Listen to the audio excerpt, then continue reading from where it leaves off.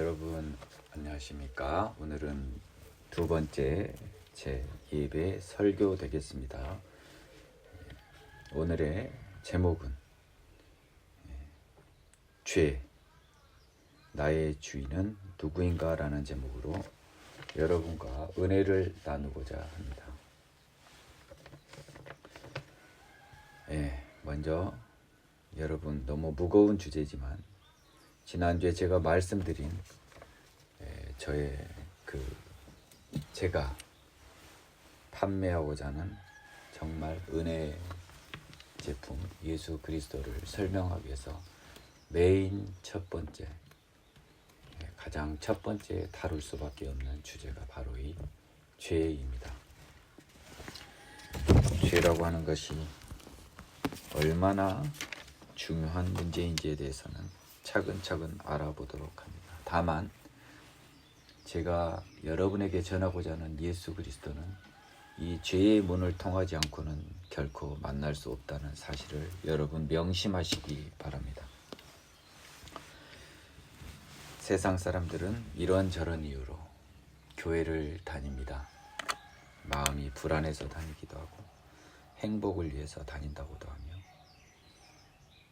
마음의 치료가 필요해서 다니는 사람, 복을 위해서 다니는 사람, 남편이 승진하기 위해서, 자녀가 좋은 대학에 가기 위해서, 건강해지기 위해서, 암이 낫기 위해서 그들이 다양한 형태로 교회를 왔다 갔다 합니다.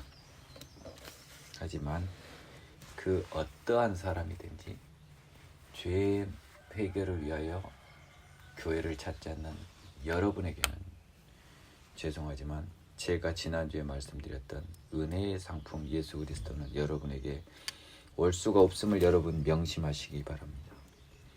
예수 그리스도로 통하는 문은 오직 하나요. 그 문은 죄의 문제를 해결하기 위한 여러분의 진실한 마음, 그 마음이 예수 그리스도로 향하는 첫 관문입니다. 여러분 조심하십시오. 여러분의 마음은 하나님께 다 들키고 있습니다. 오늘 봉독한 예레미야 23장 24절의 말씀처럼 하나님은 여러분의 모든 마음을 알고 계시기 때문이에요. 따라서 여러분이 아무리 여러분의 겉모습을 속이고 아무리 여러분 속마음을 숨길 수 있다고 생각할지라도 여러분, 그건 여러분의 생각일 뿐이고 여러분이 하나님을 속일 수는 없음을 명심하시기 바랍니다. 하나님을 속일 수 없어요, 여러분. 그럴 생각이시라면 여러분의 하나님이 될 수가 없어요. 여러분의 어눌한 속임수에도 속으시는 여러분은 구주로 믿으시겠습니까? 이 세상의 주인으로 생각하실 수 있겠어요? 너무 가련하지 않으세요, 여러분이? 여러분들의 주인이신 그분은 속지 않습니다. 누구에게도 속지 않아요. 속일 생각을 버리십시오. 자, 이제 예수 그리스도를 다가가는 첫 번째 문제, 죄에 대해서 살펴보고자 합니다. 여러분 아시다시피 저는 세상에서 판사도 해봤고 변호사도 해봤습니다. 따라서 저는 세상의 죄에 대해서는 여러분보다 더 많은 지식을 가지고 있다고 할 수 있겠습니다. 우리가 말하는 죄가 이 세상의 죄만을 의미한다면 여러분보다 저는 전문가입니다.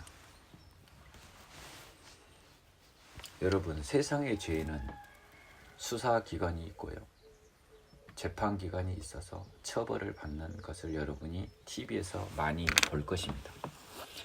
세상의 죄는요, 그에 대한 처벌을 법에다 정하고 있습니다. 사람을 죽이면 징역 5년 이상의 유기징역과 더불어 최고로 높은 형은 사형까지도 내려질 수 있는 그런 무서운 형벌이 형법에 규정이 되어 있습니다. 기타 많은 범죄가 있고, 여러분이 뉴스를 통해서 볼 수 있듯이 수많은 범죄자들의 이야기로 뉴스가 장식되고 있음을 여러분은 알고 계실 것입니다. 이러한 죄는 우리가 쉽게 볼 수 있기 때문에 우리가 죄라고 하는 것을 굉장히 유형적인 것, 굉장히 대단한 일을 했을 때 죄를 범하고 죄인이라고 하는 말에 익숙해져 있는 여러분이기에 세상의 모든 사람이 죄인이라고 하는 기독교인의 가르침은 거부 반응을 불러일으킬 수밖에 없습니다. 맞습니다. 여기서 말하는 죄는 9시 뉴스에 나오는 그 죄만은 아닙니다. 여러분, 세상의 죄는 크게 두 종류가 있습니다. 세상의 죄인에는 크게 두 가지 종류가 있겠습니다. 하나는 죄가 발각된 죄인과 발각되지 않은 죄인입니다. 지금도 전국에서는 수많은 범죄가 행해지고 있습니다. 발각된 범죄, 발각되어질 범죄, 숨겨질 수 있는 범죄로 나눠볼 수 있겠습니다. 제가 말한 이 죄의 특성을 여러분 한번 잘 생각해 보세요. 세상의 죄는 굉장히 상대적입니다. 제가 방금 말씀드렸지 않습니까? 발각된 죄, 발각될 죄, 숨겨질 수 있는 죄. 특히 여러분을 유혹하는 것은 숨겨질 수 있는 죄일 것입니다. 숨겨질 수 있는 죄는 여러분은 죄인이 아니라고까지 주장할 수도 있겠어요. 왜? 처벌을 받지 않았으니까. 이렇게 세상의 죄는 굉장히 다양한 형태로 존재하고 또 운에 따라, 우연에 따라 죄인이 되어서 처벌을 받는 사람이 있고요. 또 우연에 따라 큰 죄를 지고 화성살인범처럼 죄의 책임에서 벗어나 있는 사람도 있습니다. 세상의 죄는 이렇게 다양한 형태가 있지만 죄인이 발각되고 안 되고는 사람이 경우에 따라서는 피할 수 있다라는 이 생각이 여러분 모두에게 있을 수 있어요. 여러분 마음속에 그게 분명히 있습니다. 하지만 여러분들은 세상의 죄를 쉽게 짓진 않아요. 여러분의 최소한의 양심이 있고 또 그 죄에 대한 벌이 두렵기 때문일 것입니다. 세상의 죄는 다양합니다. 다양한 죄에 대해서 여러분들이 조심스럽게 그것을 회피하고 또 그것을 짓지 않았기 때문에 여러분들은 죄인을 욕하고 비난할 수 있는 것입니다. 여러분들은 그래서 죄인이 아닙니다. 여러분 생각에는 여러분 죄인이 될 수 없습니다. 자, 여러분 이제 제가 좀 더 수준이 높은 죄에 대해서 이야기를 해보겠습니다.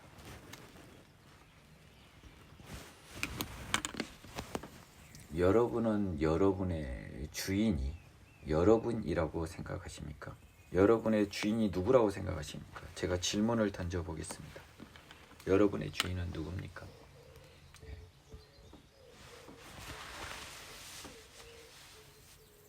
막 생각하다 보면 마지막에는 여러분의 주인은 여러분 자신, 즉 여러분의 뇌일 것입니다.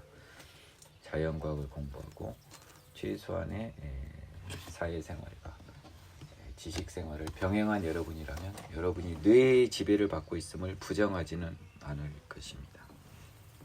저는 오늘 사회의 죄가 아닌 하나님께서 말씀하시는 죄를 가지고 여러분에게 화두를 던짐에 있어서 먼저 여러분의 뇌와 관련해서 여러분과 함께 의견을 나눠보고자 합니다.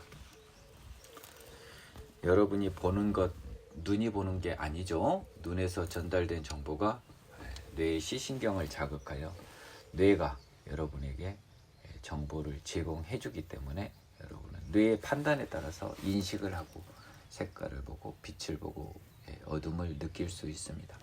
귀로 듣는 것도 귀가 듣는 게 아니고 뇌가 듣는 것입니다. 지금 말하고 있는 나도 내 뇌가 이야기하고 있고 내 말을 듣는 여러분들도 여러분의 뇌가 듣고 판단하고 있을 줄로 생각합니다. 그것은 진실입니다. 이 뇌는 그 주인의 어떤 존재 그 자체입니다. 그렇게 생각을 해요. 따라서 나의 주인은 나의 뇌, 곧 나입니다. 저는 여기서 여러분들에게 대해서 아주 재밌는 어떤 좀 여러분들 굉장히 당황할 이야기를 한번 해보겠습니다. 죄와 관련해서입니다. 여러분은 미래의 어떤 일에 대하여 왜 불안해합니까? 여러분 건강검진을 앞둔 여러분 왜 불안해합니까? 여러분 주식을 산 여러분 왜 불안해합니까? 여러분 비행기에서 터뷸런스를 경험한 여러분 왜 불안해합니까?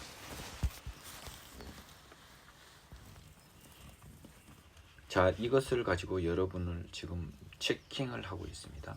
자, 이거 불안을 가지고 먼저 이야기를 해볼게요. 여러분들이 불안하게 해서 여러분들이 얻은 편익이 무엇입니까? 이익이 무엇입니까? 여러분이 미래의 결과를 바꿀 수 있습니까? 여러분들의 그 불안한 마음으로 불안한 결과, 불안의 대상인 그 결과를 바꿀 수 있습니까? 바꿀 수 없음을 너무 잘 알고 계실 것입니다. 따라서 여러분이 불안해하는 것은 여러분을 위한 것이 전혀 아닙니다.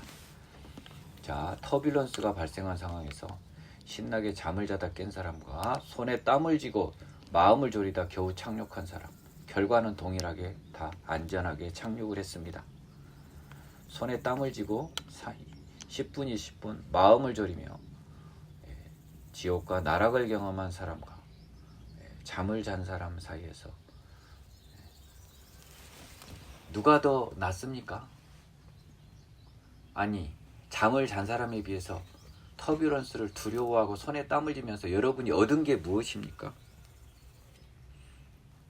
없죠. 쓸데없이 에너지만 낭비했고 여러분은 휴대폰으로 따지면 쓸데없는 배터리를 사용한 것입니다. 또 다른 이야기를 한번 예를 들어보겠습니다. 여러분의 친구가 돈을 많이 벌었습니다.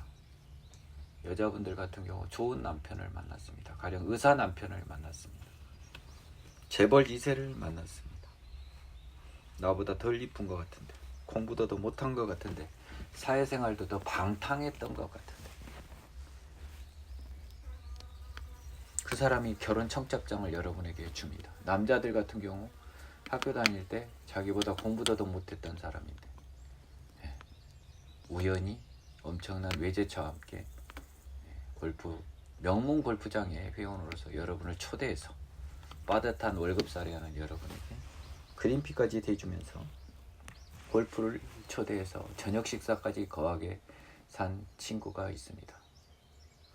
이 두 가지를 한번 놓고 한번 남자 여자 모두 생각해 보기로 합니다. 여자도 예를 들겠습니다. 재벌가의 시집간 여자가 호텔 특일급 호텔에서 여러분 포도주와 곁들인 맛있는 스테이크 식사를 사줬고요. 심지어 여러분의 집에 오는 그 대리비까지도 지원을 해줬습니다. 남자들도 지금 골프 완전한 풀코스 접대를 여러분이 해줬습니다. 그리고 마지막에 헤어지면서 이 말을 합니다. 야, 우리 자주 보자, 앞으로도. 남자 여자 다 집에 들어와서 방 안에 누워서 생각합니다. 어떻게 이런 일이 100이면 100 거지 근성이 몸에 붙은 사람이 아니라면, 질투심보다는 거지 근성이 더 센 사람이 아니라면 그 다음 초대에는 머뭇거릴 것입니다. 배배 꼬인 마음으로 갈 것입니다. 가더라도. 자, 여러분이 그 사람을 부러워하고 질투해서 여러분이 바꿀 수 있습니까? 자, 배배 꼬인 마음으로 그날 밤 잠을 청한 여러분, 잠이 숙면이 들겠습니까? 배배 꼬인 마음을 가졌던 여러분이 먹었던 스테이크가 맛이 있겠으며 쳤던 골프가 다른 골프만큼 즐겁겠습니까? 여러분은 누구를 위해서 시기와 질투를 하신 것입니까? 여러분이 시기가 질투를 해서 여러분이 얻은 이익이 무엇입니까? 자, 또 다른 친구 한 명, 남자친구 예를 들겠습니다. 쟤는 참 복도 많다. 아유, 그래도 고맙다. 나는 저 친구 저렇게 잘 될 줄 몰랐는데 아유 고맙네. 다음에도 또 만나서 사줬으면 좋겠다는 또 다른 친구가 있어요. 질투심이 1도 없어요. 바보예요. 멍청입니다. 여러분 기준으로. 이 멍청이는 그날 편하게 잠을 자고 그 다음에도 저 친구가 초대해 주기를 기대하면서 자기 생활을 살아가요. 이 두 사람 중에 여러분 누가 승자입니까? 참 바보 같지만 후자가 승자 같지 않아요? 자, 이제 여러분 한번 생각해 보세요. 여러분이 질투를 통해서 여러분이 얻은 이득이 뭐가 있어요? 이전에 터뷸런스 때문에 두려워서 여러분이 얻었던 게 뭐가 있어요? 손해밖에 없었잖아요. 손해난 땀밖에. 질투를 통해서 여러분이 얻은 게 뭐가 있어요? 이 두 번째 친구같이 마음 편하게 고맙게 생각한 친구에 비해서 여러분이 얻은 건 하나도 없어요. 여러분은 잃은 건 많죠. 여러분의 단잠을 잃었습니다. 여러분의 평온한 마음을 잃었어요. 또 마지막 예를 들어보겠습니다. 죽도록 미워하는 사람이 있습니다. 죽도록 미운 사람이 있습니다. 정말 쟤는 갈기갈기 씹어먹어도 시원찮은 그런 사람이 있다 칩시다. 그 사람을 증오합니다. 저 연쇄살인범, 연쇄 강간범, 아주 철면피, 살인마, 아주 이런 애들. 그 사람을 엄청 미워해 봅시다. 감정이입돼서, 피해자 감정이입돼서. 그리고 나를 무시하고 나의 약점을 까발렸던 사람을 생각해 봅시다. 아주 쳐 죽이고 싶겠죠. 그 사람을 계속 생각하고 미워해 보세요. 미워 계속 해보십시오. 그 마음 생각하고 며칠, 몇 달 한번 살아보십시오. 처음에는 후련하죠. 마음으로 갈기갈기 씹으니까. 그런데 그걸 생각하면 할수록 결국은 나한테 유쾌한 일이 안 되는 어느 순간이 도달할 거예요. 결국 내 미움의 화살을 내가 증오하는 상대방에 쏘아서 그를 향해 날려가던 화살을 봤을 때 쾌감을 불렀던 나인데 어느 순간 그 화살은 방향을 돌려서 내 심장 쪽으로 날아오는 것을 여러분은 많이 경험해 보실 것입니다. 경험해 보셨을 것입니다. 저는 이 불안감과 질투와 그리고 미움 증오라는 굉장히 우리가 극복하기 힘든 정신적 스트레스의 상태를 여러분께 이야기를 했고, 이 세 가지의 상태는 여러분을 가장 힘들게 하는 것입니다. 그런데 이 세 가지 상태를 유발하는 장본인이 여러분이 그토록 여러분이라고 주장하는 여러분의 뇌입니다. 여러분이 부정하기 어려우실 겁니다. 자, 이제 제가 슬슬 여러분을 조금 헷갈리게 해드리겠습니다. 여러분이라면 여러분의 주인인 여러분의 뇌는 여러분을 괴롭히는 일을 해야 될까요? 안 해야 될까요? 여러분이 여러분을 괴롭히면 그건 바보죠. 자해하는 행위잖아요. 여러분은 그럴 리가 없잖아요. 근데 왜 여러분은 여러분을 그렇게 괴롭게 하는 일에 선수들이세요? 왜 자신을 그렇게 괴롭게 하지 못해서 그렇게 안달이신가요?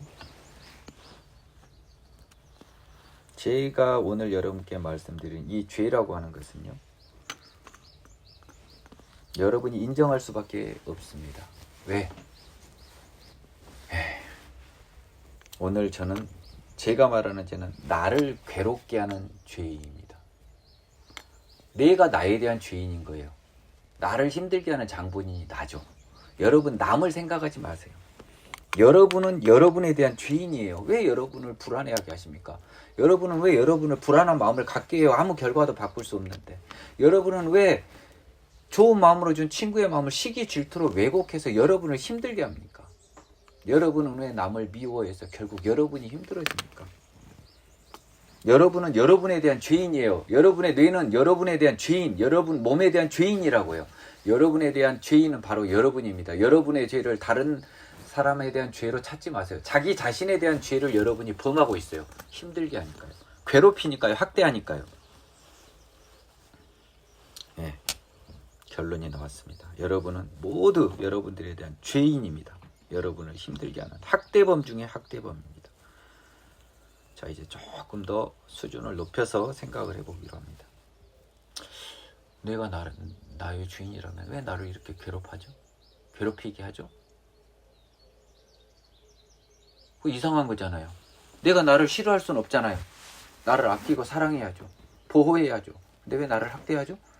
자, 그럼 점점 범인을 잡아갑니다. 여러분이라고 하는 그 뇌가 여러분을 학대하고 있어요. 부정할 수 없을 거예요. 이 세 가지 카테고리만 먼저 여러분 한정을 하자고요. 나머지는 차츰 이해를 하고 이 세 가지만 놓고. 뭐지? 왜 여러분의 뇌가 여러분을 학대하죠? 자, 여러분 이제 무서운 결론에 도달했습니다. 여러분의 뇌는 여러분을 학대하는 죄인이에요. 내가 죄인이라고요. 나 자신에 대한. 너무 웃기지 않습니까? 억지 같지 않습니까? 하지만 부인할 수도 없겠죠. 여러분은 제 이야기를 주의 깊게 들었다면 여러분 한 가지 눈치 빠른 분은 눈치를 챌 수 있는 사실이 있습니다. 즉 내가 주인이라고 생각했던 내 뇌, 나의 생각, 이것은 사실은 나의 주인이 아닐 수 있는 겁니다. 제가 알게 된 바에는 나의 주인이 아닙니다. 나를 괴롭히는 나의 학대자입니다. 여러분이 그토록 여러분이라고 착각하는 여러분의 뇌는 여러분의 학대자예요. 여러분의 뇌는 여러분을 학대하는 것으로 세팅되어 있습니다. 이렇게 여러분을 학대하는 것으로 세팅되어 있는 여러분의 뇌, 그것을 제가 죄라고 하는 거예요. 왜? 여러분을 힘들게 하니까. 그 뇌를 가지고 있는 여러분이 죄인이라고 해도 여러분 기분 나쁘다고 하지 마. 기분 안 나쁘실 것 같아요. 왜냐하면 다른 사람에 대한 죄가 아니라 여러분 자신에 대한 지금 죄를 제가 이야기하고 있어요. 내가 거창하게 안 나갑니다. 여러분 자신에 대한, 여러분을 학대하는 아주 극악무도한 죄인 중에 제가 죄인 여러분의 뇌라는 거예요. 그 뇌를 가지고 있는 여러분은 또 여러분 자신에 대한 죄인이죠. 자, 여기서 출발을 합니다. 자, 여러분은 여러분의 뇌가 여러분의 주인이라는 생각이 슬슬 흔들릴 겁니다. 여러분, 여러분의 뇌는 여러분의 주인이 아닙니다. 여러분은 지금 사악한 여러분의 지배자에 복종하고 있는 로봇과 같은 존재임을 여러분 한 번쯤 상상해 보시기 바랍니다. 여러분의 뇌는 여러분을 학대하는 악랄한 주인임을 여러분 상상해 보시기 바랍니다.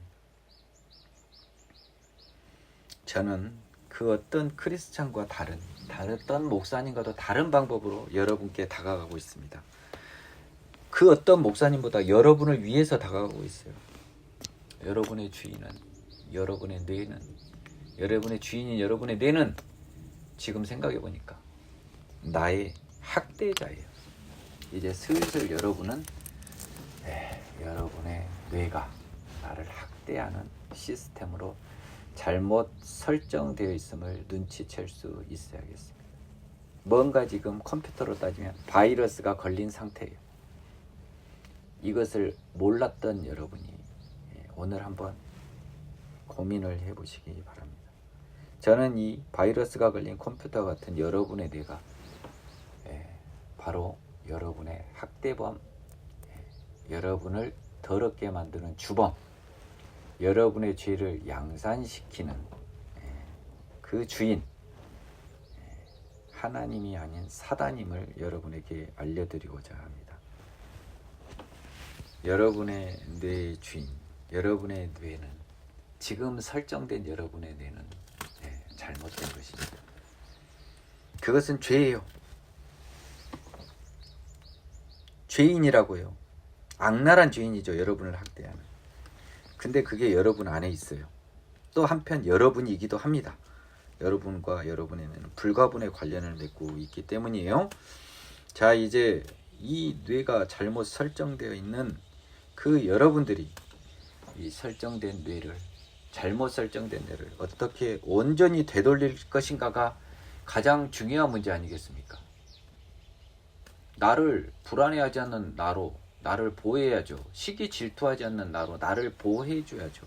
미워하고 증오하지 않고 오히려 아껴주고 사랑하는 마음으로 나를 보호해줘야죠. 그것만이 나를 보호해주는 겁니다.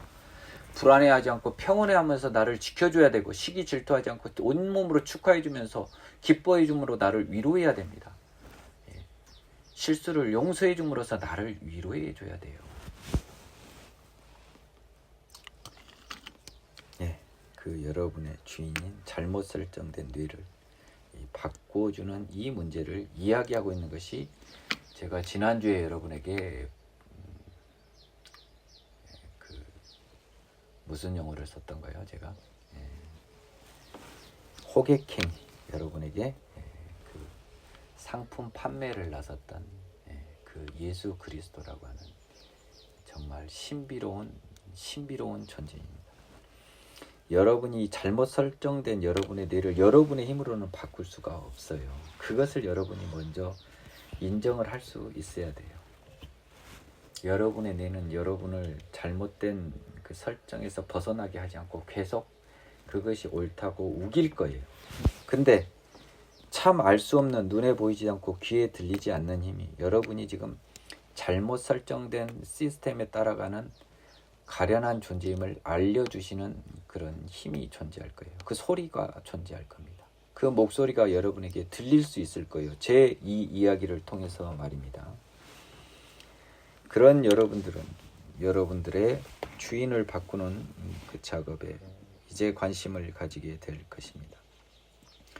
죄라고 하는 것을 이런 식으로 접근을 했었던 설교자는 없었을 텐데요. 여러분 한번 관심을 가져보시기 바랍니다.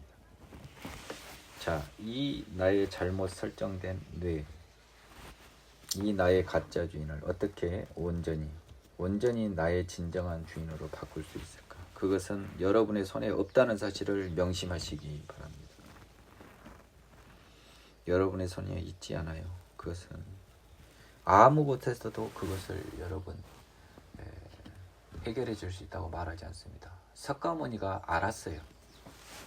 이 욕심이라고 하는 것이 나를 힘들게 한다는 걸 알았어요. 근데 석가모니는 몰랐죠.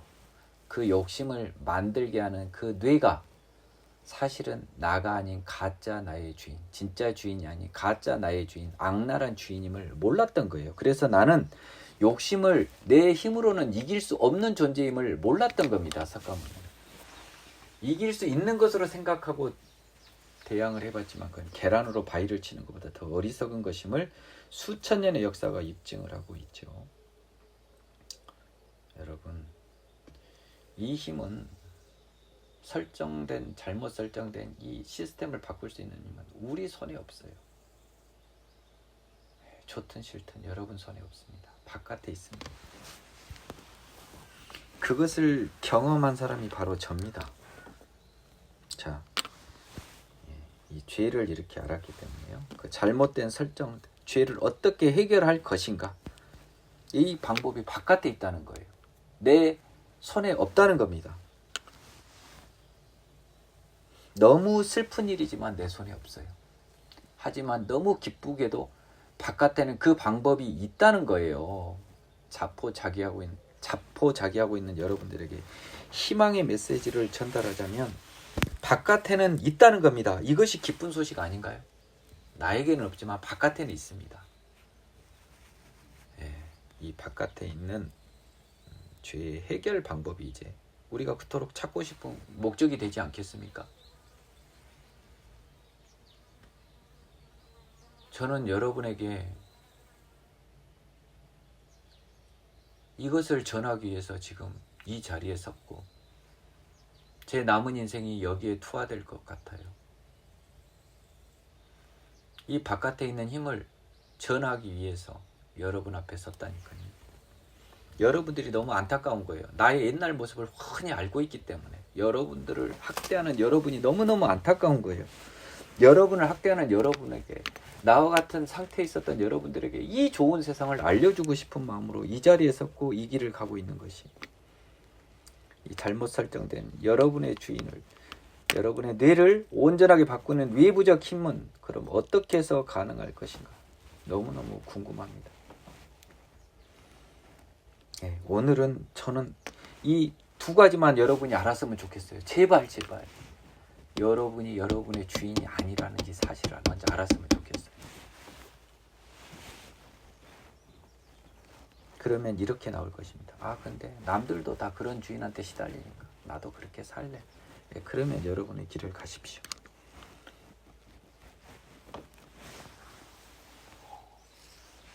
근데 저 친구가 파는 그 설정을 바꿀 수 있다는, 남들은 다 그럴 수밖에 없다는데 그렇지 않을 수 있다는 저 친구의 말이 솔깃하다면 이제 다음 설교를 여러분 기다려 주십시오. 이제부터는 그 설정을 회복하는, 바이러스 걸린 컴퓨터를 정상 작동하게 바꾸는 방법을 여러분께 알려드릴 거니까요. 오늘은 여러분이 바이러스 걸린 컴퓨터의 지배를 받는 가련한 희생자임을 여러분이 알게 해주는 것으로 제 설교의 목표는 끝입니다. 그 잘났다고 하는 여러분이 주인이라고 착각하는 여러분들이 지금 악랄한 여러분의 주인에 의해서 희생을 강요당하는 가련한 존재임을 여러분이 부디 알았으면 하는 것이 오늘 설교의 목표라고요.